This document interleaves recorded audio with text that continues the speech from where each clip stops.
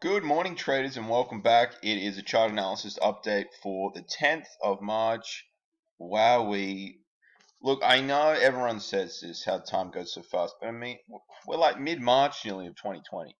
Now, okay, so I did make a video yesterday. If you do follow me on Instagram, which I think quite a lot do, and you follow my Instagram stories, I appreciate that because sometimes it's a little difficult just with my schedule. I mean, I'm obviously working remotely for China still, but I do a few other things as well, and it can be a little bit hard. I mean, I don't like to put a really rushed video together for YouTube, honestly. I try and do the best I can. I mean, to be honest, it is always one take. Normally, it is one take because I like to keep it organic.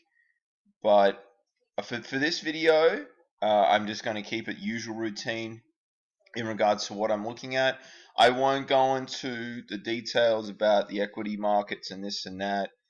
We can refer to that as for context, but I guess what we can start talking about right now is I don't know why that was showing at 68. There we go. That's what I want to see.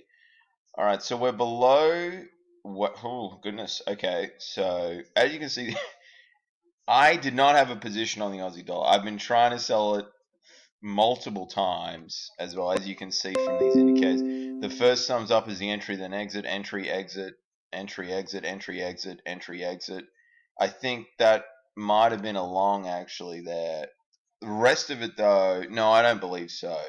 That was a long, and that was a long there. I was trying to see if it wanted to get through that resistance area, which it didn't really want to. Look, just looking at this, guys, I would say it's probably short. Now, okay, so obviously there's a lot that's gone on, and obviously with the stock market, that has to factor into currency positioning of the big players like the banks and the hedge funds and the like. So I would say what we will likely see is US dollar weakness, but the Aussie dollar is also weak. Now, that's not an ideal thing. What you want is some correlation. So you want one strong, one weak, and that isn't really apparent right now. But I mean, just looking at that, I mean, obviously this was a bit of a flash crash here. And when I was selling, I had the take profit set at 64 cents. It's just been difficult to like hold positions longer, and I need to address that psychology aspect of my trading. That's is a weakness. I need to work on detachment as well as I plan on adding some more money into my trading account as well. So, and I'm happy to talk about my weaknesses. It's just it helps me and develop as a trader. Now let's go to gold actually as well. Now, what I also will do, guys, and it's been apparent from people that do get in touch with me, is the scams that are prevalent in Forex, and I will do a video talking about it. I'll try and do it later today. I was up quite early this morning for some training, and I didn't sleep particularly well last night, so I'm going to upload this video, then I'll have a little nap, and then I will do the video later. So hold me accountable. I will do the video, and it's just to help beginner traders out into some points on how to identify scams, because it's really clear to me that it's out of control. Even it's spread into LinkedIn now. Obviously, Instagram is accessible for it. I mean, I like using Instagram for the stories, but it's definitely a concern. And I just want to talk about a few things that I picked up. I mean, I got into trading.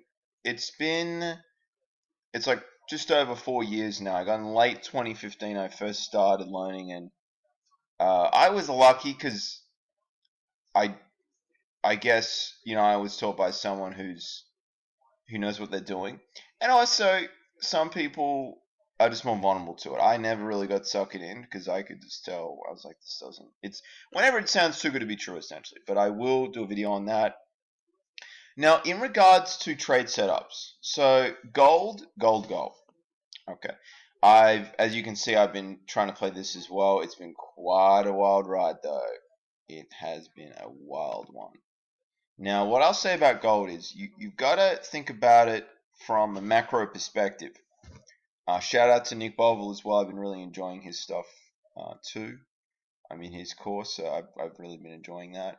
Now, so with gold, you've got to think about who is holding large positions in equities in the US.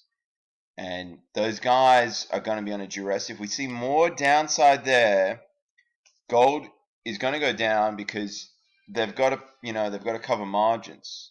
They've got to take profits. So it's sort of like most big hedge funds will be, positioned where they'll have a portfolio that's a little diversified, where they'll have gold as well. So this gold shooting up here is not really sustainable. In regards to levels, I mean, I'd be willing to buy off, 1660, 1659, but I'd need confirmation though on like a 4-hour candle. And even then, I'd still be a little uneasy, but trading is never going to be 100% comfortable. And if it is, and you're successful, you're very lucky because you've got a unique mindset, which I wish I had. Okay, so that's gold is a no trade for me right now. The Aussie dollar is a no trade for me right now.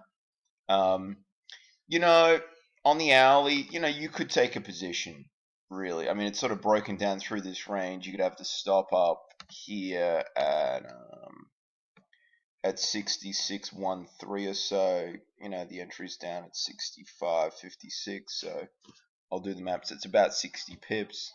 A lot of downside, but I mean, look at that wick. My goodness me. Congrats on anyone who was holding a short and hit that take profit. I mean, that's just beautiful, though. Sometimes, though, it doesn't execute if there's not. If you have a large position, there could be some shenanigans. If that was the case, that is unfortunate. I am using IC markets now as well, so just disregard the MEX thing. I've just been having some technical difficulties getting the MEX chart, not the MEX, the IC markets charts up. Euro yen. So, with these gap downs that have occurred, you'll see there's a tendency for gaps to be filled. So, gold. So that was taken care of. Yeah, so gold is still, it's a long, but there's not an immediate entry right now to talk about. Alright, let's USD yen. I'll do USD yen and then I'll wrap it up because everything else, this is just my main watch. Now, the gap is not closed here. It's definitely bounced. Again, I'm going to wait till the start of the US session to potentially pursue an entry because there's still some upside there. It's just price really does like to close these gaps. It's below that, so it's about 140 pips or so. Okay, so that's definitely maybe a setup, and I'll continue to watch that. Look, in conclusion, everyone, I think it's unsettled markets. There does appear to be a slight recovery in the markets, just going by what I've seen in the ASX so far this morning. But we'll see. The US is key, and potentially more rate cuts to come. I would say 100%. We'll just have to sit back and assess the coronavirus impact in the US as well. So, and obviously the oil situation.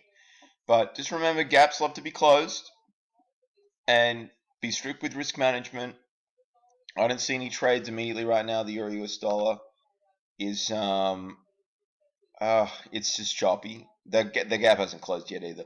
So I'd like to see that before I entertain a trade. In regards to the US dollar, you could see it turn a little bit and gain some bullish momentum. But currently right now, there's nothing there for me enough to warrant a trade. So I'll conclude the video later today. How to identify a scam. A Forex scam is coming. Okay, probably around 2 o'clock or so. Thank you for watching, everyone, and bye for now.